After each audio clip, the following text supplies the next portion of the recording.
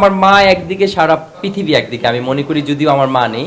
আমার মাকে কখন আমি খুঁজে পাই জানেন? যখন নাকি আমি দেখা যায় যে রাস্তার মধ্যে বৃদ্ধা মা গুলাকে দেখি, বয়স্ক মা একটু বুড়ি টাইপের থাকে না, গোলগাল চেহারা, আসে ভর দিয়ে তো বলে যে বাবা কিছু, তখন আমি বলি যে তুমি কিছু খাবা, খাওয়াই তো, বলে হ্যাঁ খাও। তো দেখা যায় আমি চেষ্টা করি ওনাদের কিছু খাওয়াতে, পেট ভরে খায়, তো আমার শান্তি লাগে। তারপর কিছু দেই, এটা আমার শান্তি লাগে। তো আসলে মা জিনিসটা না, মানে আমার কাছে এত ভালো লাগে যে মা মা গন্ধ আসে, মানে ওনারা আমার মা না, আপন মা না, কিন্তু ওই যে বৃদ্ধা মহিলাগুলাকে দেখি না, ওনারা খুব ময়লা শয়লা হয়ে বসে থাকে, শরীরে অনেক ময়লাও থাকে অনেক সময়, কিন্তু ওনাদের সামনে গেলে না, ওনার কাছ থেকে আমি ওই গন্ধটা পাই না, আমি মায়ের গন্ধ পাই। এটা আমি জানি না, এটা সাইকোলজিক্যাল ভাবে এটা কি বলবো আমি জানি না। তো আমি ভীষণ ভীষণ ভাবে মা ভক্ত একটা মানুষ।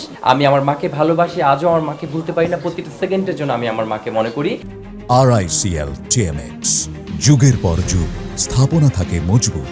আর আজকে এই পর্যন্ত আসছি আমি আমার মায়ের দোয়ায়, আল্লাহর রহমত, আর আমার মায়ের দোয়া আমার সাথে সবসময় আছে। আমি যখন, আমার মায়ের সারা জীবনের স্বপ্ন ছিল যে আল্লাহর ঘর দেখবে আমার মায়ের। আমরা 5 ভাই বোনের মধ্যে কোনো ভাই বোনই ওইভাবে সময় দিতে পারতো না মাকে, কিন্তু আমার মাকে আমি এত বেশি ভালোবাসতাম। যারা আমার কাছের বা যারা আমার আত্মীয় স্বজন তারা জানে আমার মার ভক্ত আমি কিরকম, আমি একটা মা ভক্ত ছেলে। তো আমি আমার মাকে, আমি আল্লাহর কাছে দোয়া করতাম সবসময়, এবং আমার আল্লাহ না আমার দোয়া সবসময় কবুল করে আলহামদুলিল্লাহ। যে কোনো দোয়া জীবনে যা চেয়েছি আল্লাহর কাছে তাই আল্লাহ আমাকে দিয়েছে আলহামদুলিল্লাহ। কোনোদিন নিরাশ করেনি আল্লাহ সুবহানাহু ওয়া তাআলা আমাকে, এবং প্রত্যেকটা দোয়া কবুল হয় আলহামদুলিল্লাহ। যতবার আল্লাহর রাস্তায় যেয়ে দোয়া করছি, তো আমি আমার মাকে নিয়ে যখন গেছি, তো আমার মা আমার জন্য এত দোয়া করছে যেটা আমি ভাষায় প্রকাশ করতে পারবো না। মানে তার নিজের জন্য কি দোয়া করবে, সারাক্ষণ আমাদের জন্য দোয়া, স্পেশালি আমার জন্য দোয়া।